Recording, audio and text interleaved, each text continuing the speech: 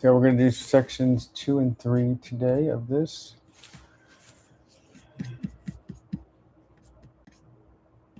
Oh, wait, this is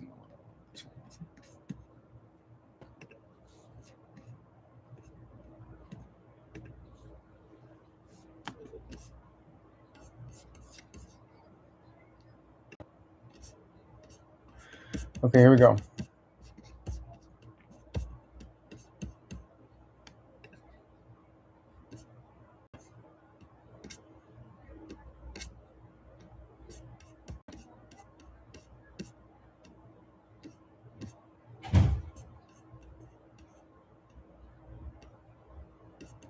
Okay, the mimer delivered by the Rebbe Yas explained that the relationship between bride and groom on the earthly plane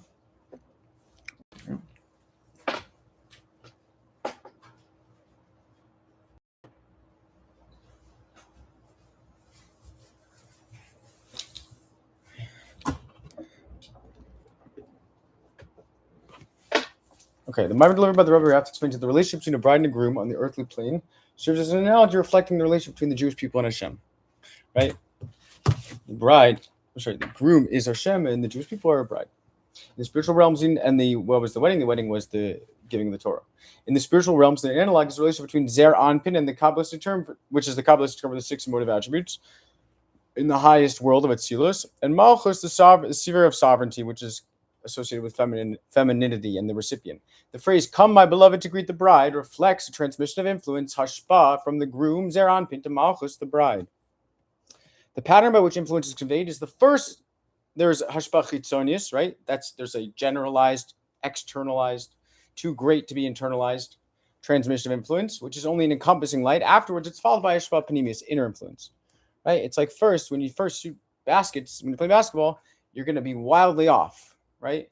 You're not even anywhere near the basket. But then after you do that enough, eventually you swish it in, right? You got it in. Like, that's how it works. First, there's something that's too great to be zoned in, and then eventually it becomes internalized. And we said that's really only great because within that is something even greater, which is the essence of Hashem that's drawn down through this kind of transmission and this kind of sequence. Such a sequence occurs in every transmission of influence from Mashpia to Makabel, right? Teacher to recipient, etc. At first, the influence must be transmitted from the external aspects of the Mashpia to the external aspects of the Makabel, right? Like a joke, talk about the weather, small talk. And then they can talk about like real serious stuff. Through this external communication, the Makabel ascends so that he can approach the level of the Mashpia. So what's the Mashpia doing by talking about, I don't know, sports, the Yankees with his students? He's allowing the students to feel like they're not on such a lower level than him, and actually raising them up to feel like they're equal in some way, so that he can actually convey what he wants to convey to them internally. Afterwards, the Makabel is capable of receiving hashpa panimis. Yay! In his Maimer, the Rebbe Yatz illustrates his concept with 2 analogies. These analogies do not merely demonstrate the order of the transmission; they emphasize that both types of influence reflect lofty levels. Okay, so you shouldn't just think one is only the predecessor to the other. No, they both have real cosmic and infinite significance in their own rights. Hashpa chitzonius reflects how the Mashpia shares of himself without restraining or adapting his qualities. Nevertheless, the hashpa panemius that follows conveys an even loftier level because it is invested in hashpa atzmis, an essential influence that transcends even the Mashpia's revealed run. Okay, so by the Mashpia giving to the recipient, the Makabel, in a way that he can receive it internally, the Mashpia actually receives from Hashem. It's Hashem's way of like reinforcing. It's like married couples with kids get certain tax benefits, right? It's a way to incentivize this kind of behavior in this kind of society. The first analogy given by the Rabbi Yatz in his Maimer is the transmission of knowledge from a teacher to a student. Our sages described the pattern through which knowledge was conveyed by one of the sages of Talmud. This is in Pesachim 117, relating that Dimikame de Pasach Lehu Rabbonon Amar Milsa Dividichuso. Before Rabbi would begin his discourse, he would relate a Milsa Dividichuso, literally a humorous remark. Uvad Churabbonon, and the sages would laugh. Levasoif Yasi Beimaso Fasach Bishmaito. Afterwards, he would sit with reverence and commence his lecture. Okay, so maybe this is why there's so many comedians that are Jewish comedians. the Catskills Mountains in the, I don't know, 40s, 50s, 60s, was known for its comedic legends, etc. I don't know. The milsa that precedes the lesson, interpreted by the Rayatz in his mimer, not as a mere joke, since we are speaking about a sage. It is obvious that the intent is not that he was simply jesting, but rather as the casual conversation of scholars, which requires study. Meaning, even his jokes were really something worth documenting. Okay, this is from Sukkah and Avodah Zarah, 21b and 19b, respectively. He chitonius bilvad reflects only an external aspect of the teacher. His inner dimensions, panemius, are expressed in the profound wisdom that he subsequently conveys. Okay, so these jokes that he was making, or these casual conversations, is only his external influence meant to elevate the student so that he can ultimately give over the real stuff, the wisdom.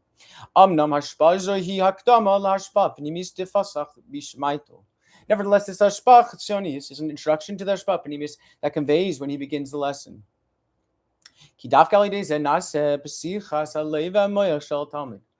it is specifically the milsa that opens the heart and mind of the student. Right? It relaxes them.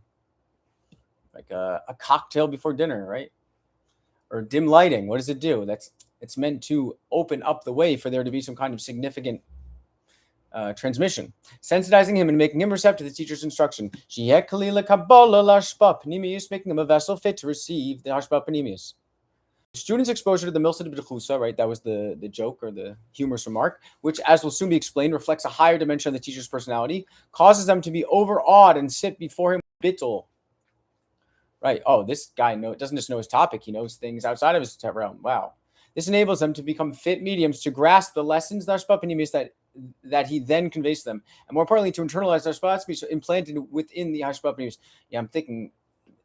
Not that I watch Family Guy, but there was once a clip in Family Guy where they have like people giving an assembly to high school students, and they start out by sitting on like a chair backwards, right? Like they sit on the chair where the back of the chair is actually in front of them, and then the kids, they're jokingly, the kids in the audience, like they're sitting informally like us. Let's hear what they have to say, right? Essentially, that's what we're saying here.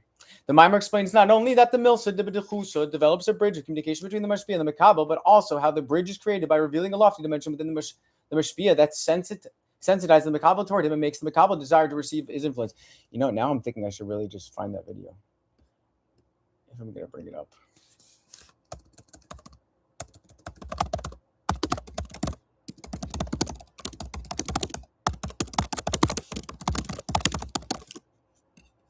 Right here. It's 2 seconds.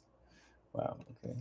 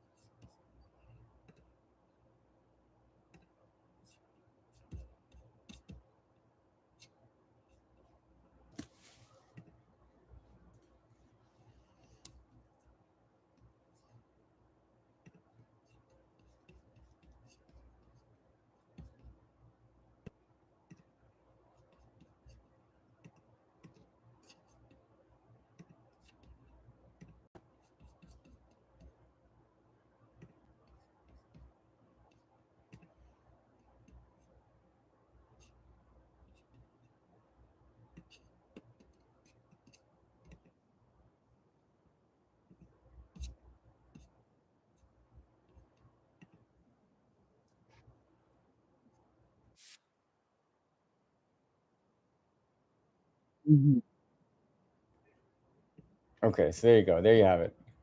I don't know if that was worth the time it took to pull it up, but okay. Nevertheless, let's go back. Okay. The mimer explains not only that the milsa de b'dechusa develops a bridge of communication between the mashpia and the makabel, but also how the bridge is created by revealing a lofty dimension within the mashpia that sensitizes the makabel toward him, makes the makabel desire to receive it. Right. The kids weren't just willing to listen; they were excited to listen. All by sitting on a chair backwards. Imagine if he came in riding on a skateboard, right? The source of this analogy is the mimer entitled "Ve'ile Toldos" in the Mittler Rebbe's Toiras Chaim.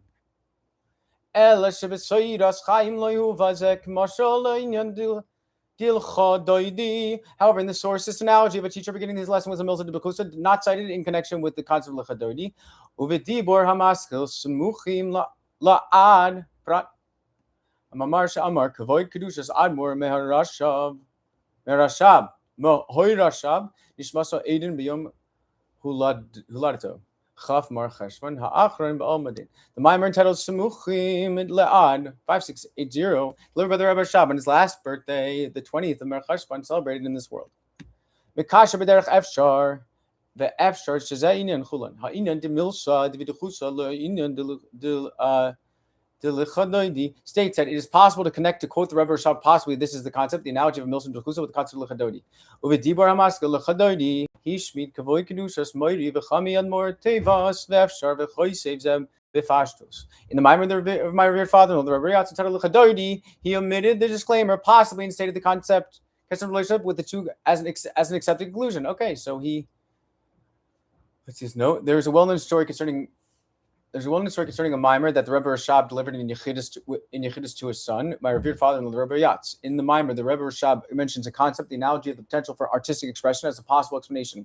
Later, my revered father-in-law, the Rebbe, visited his father-in-law, Rebbe Avram, in Kishnov. His father-in-law asked him to review Chassidus, saying, "Open the tap and it will gush forth." Yeah, I should start saying that. The Rebbe Yatz reviewed the Maimer his father had delivered for him, including the above concept, mentioning it as an accepted matter. When he returned to Lubavitch, he related the entire event to his father. The Rebbe Rashab asked him, "On what source did you base yourself? I mentioned that concept only as a possible explanation." The Rebbe Yatz answered him, "An idea that you see as a possible explanation, I take as an accepted conclusion."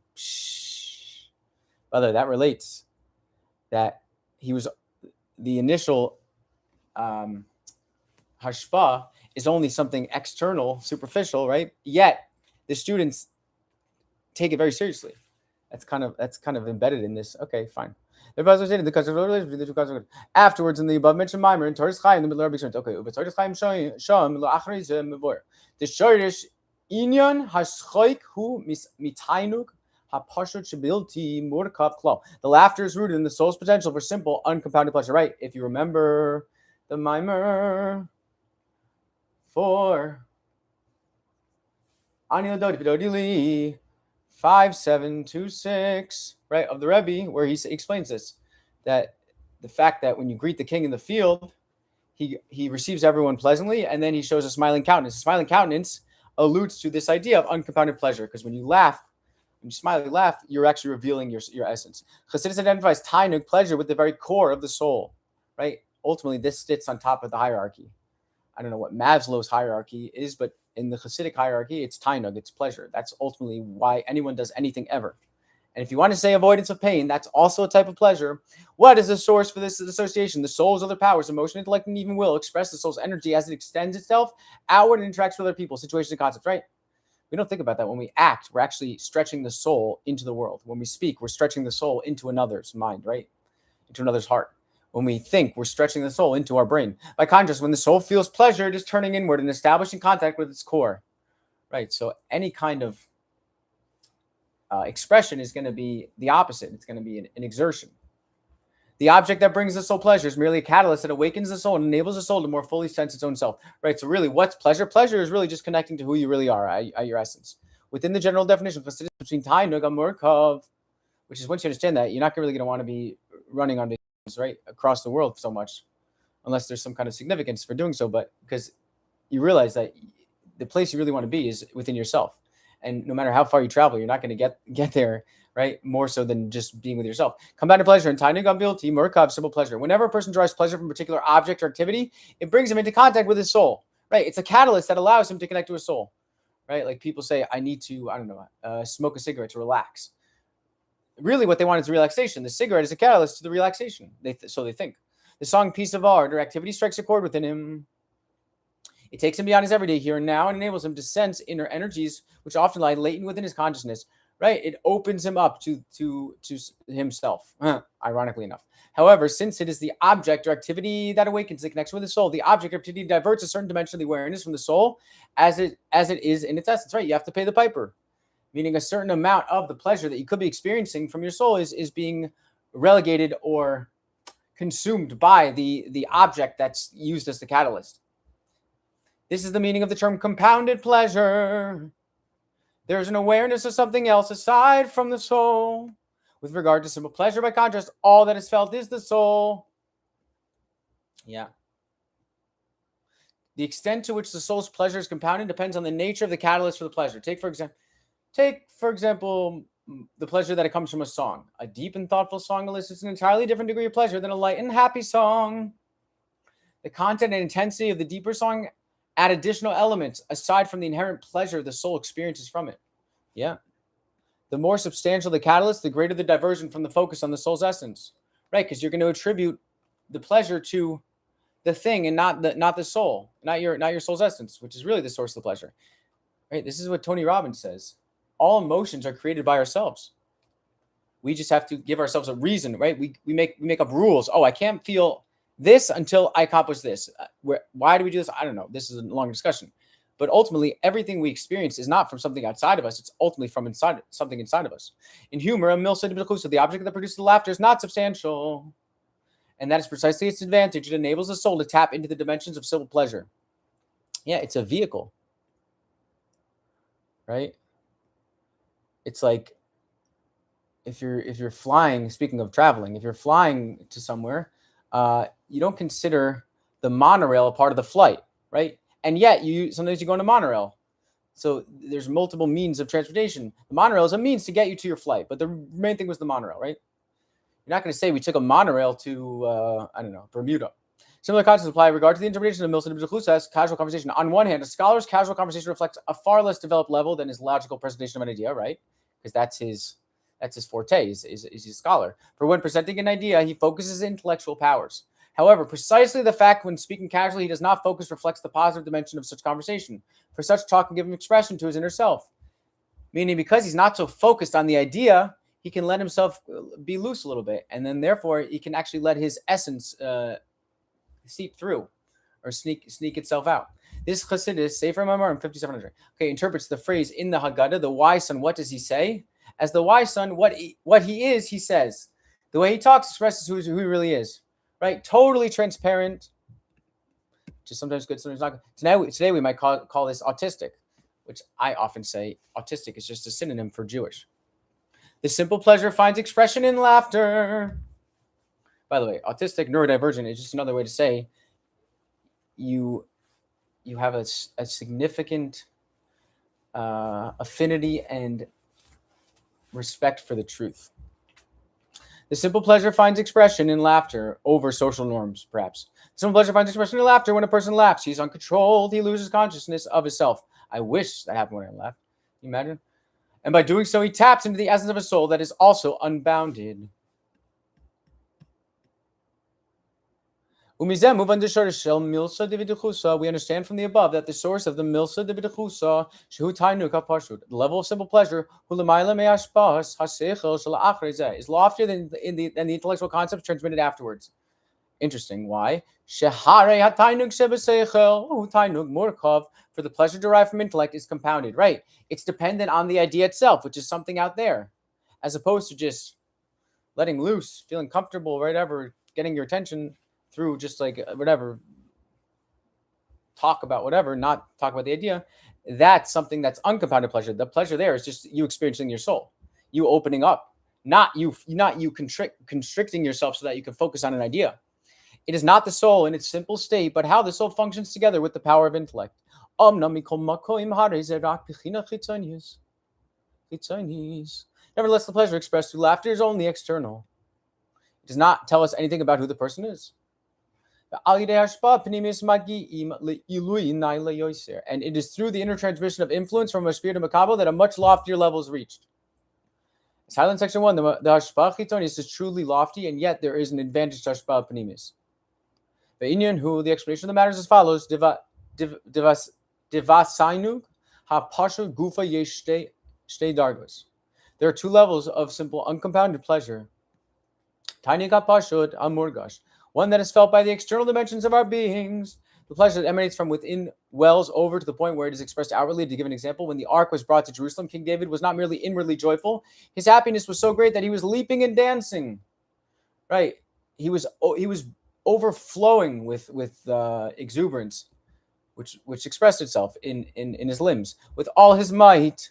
Similarly, the pleasure expressed by laughter is manifest outwardly. However, the very fact that such pleasure is expressed by our external powers implies that it is somewhat limited by the structure that characterizes them. Right. If it was so unlimited, then it wouldn't be limited by your expression of it. And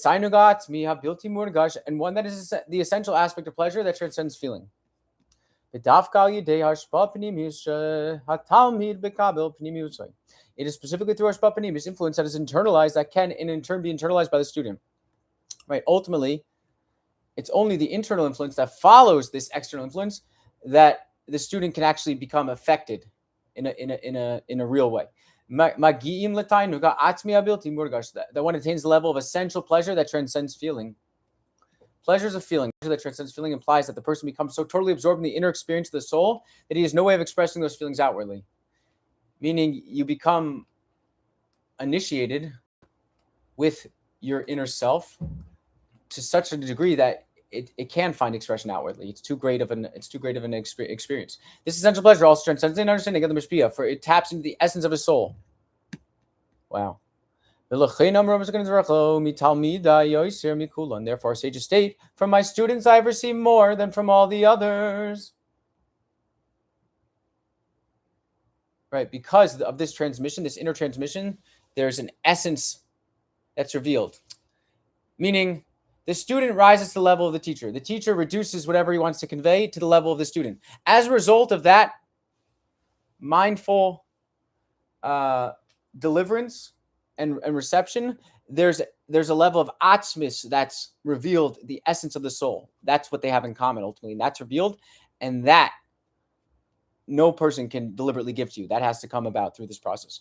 By communicating with his students, the mashpia is elevated to a level he could not reach on his own. He is lifted to a rung that transcends his own conscious understanding. Okay, so what are we saying? The teacher should be paying the students.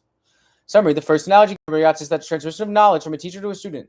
The example is given of Rabbah, who would relate a milsa de b'dechusa, literally a humorous remark, before beginning his discourse. Yeah, the milsa de b'dechusa that preceded this lesson.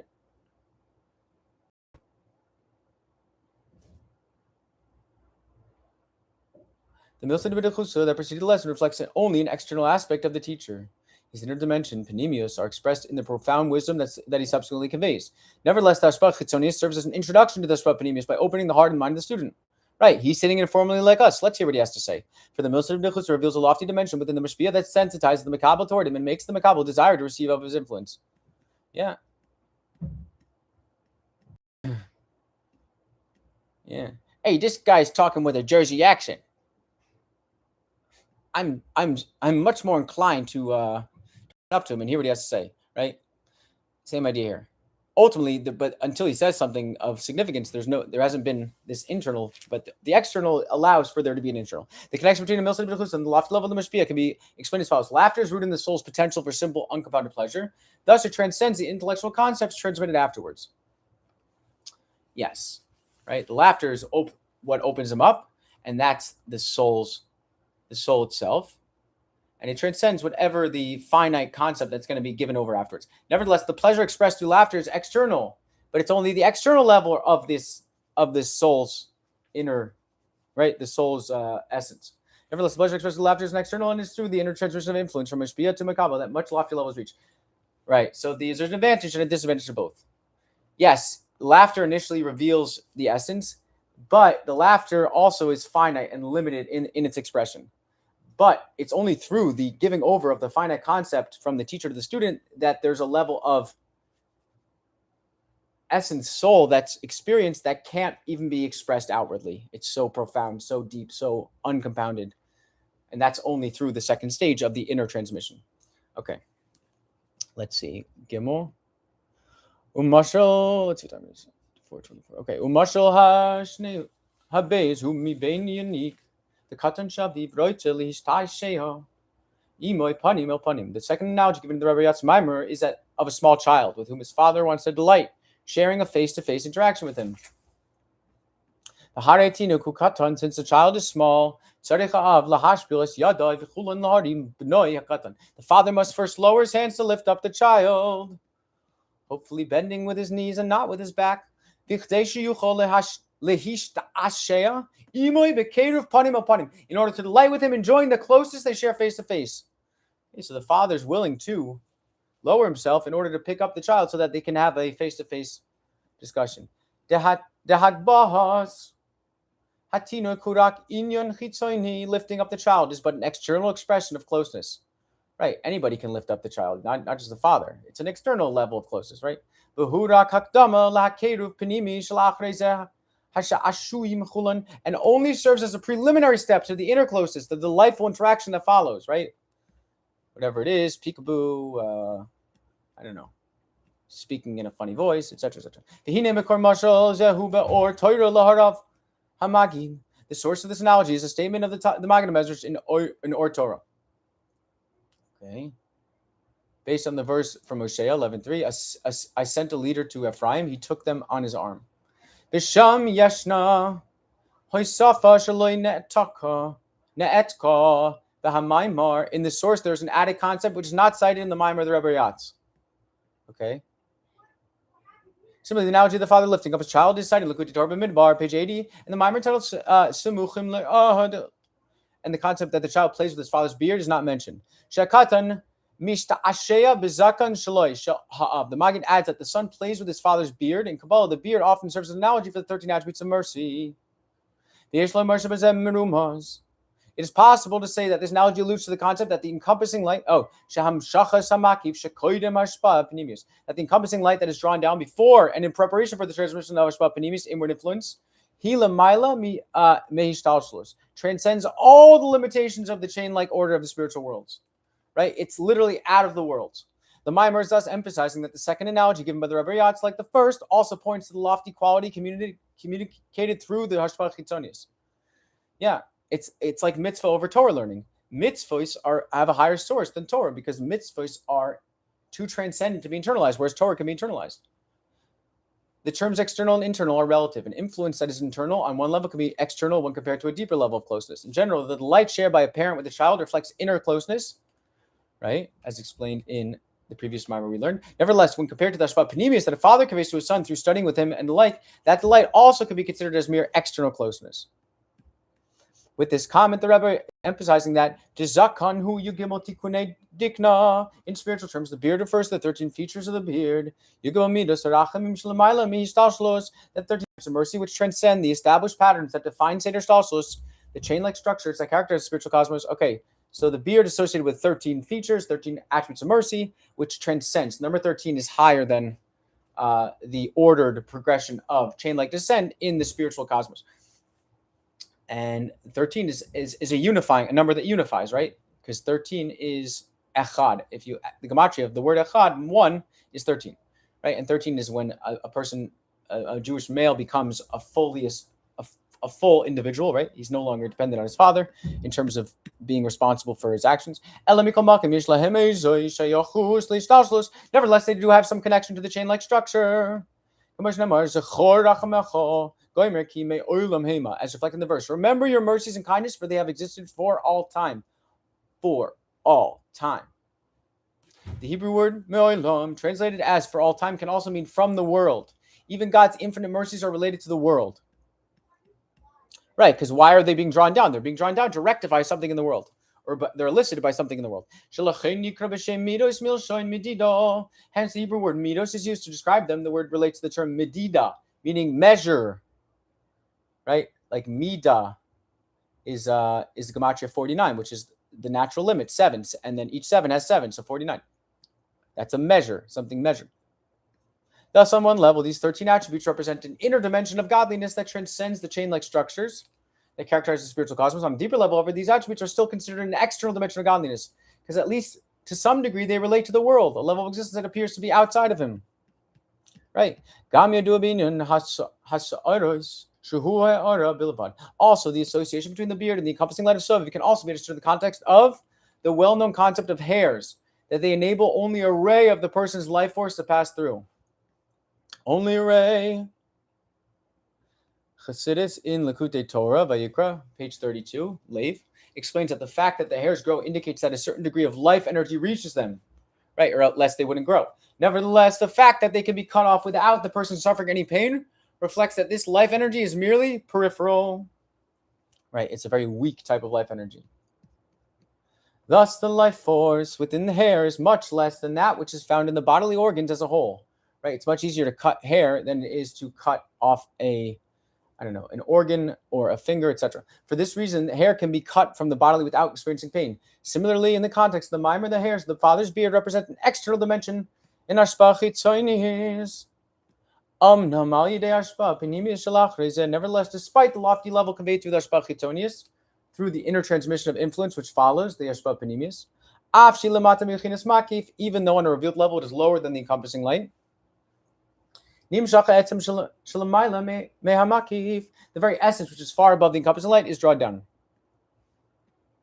This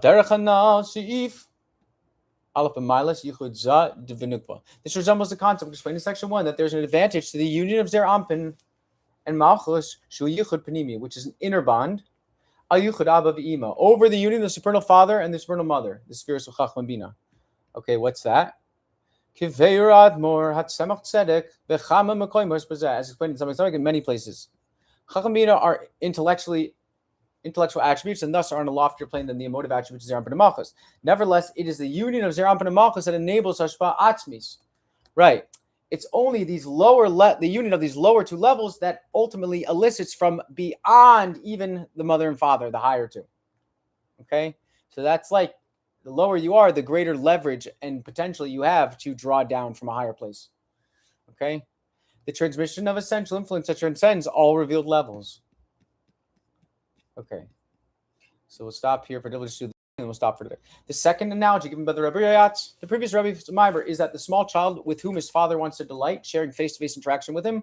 The source of this analogy is a statement of the Maggid HaMezrach, right, who was the prime disciple of the Baal Shem Tov. The Maggid adds that the son plays with his father's beard, right? That's what he does when the father lifts him up to have a face-to-face interaction. In Kabbalah, the beard often serves as an analogy for the 13 attributes of mercy, which represents transcendent attributes of God. It is possible to say that the analogy of a beard alludes to the concept that the hashpah chitzonis, the initial external influence that is drawn down before and in preparation for the transmission of the inward influence, is of a lofty transcendent nature. Nevertheless, despite this transcendent level, the inner transmission of influence which follows it, the hashpah panemius, though lower than the encompassing light, is loftier, for it conveys the very essence. For it's through that you're able to draw down from an even higher place and more unifying. Okay, we'll stop here.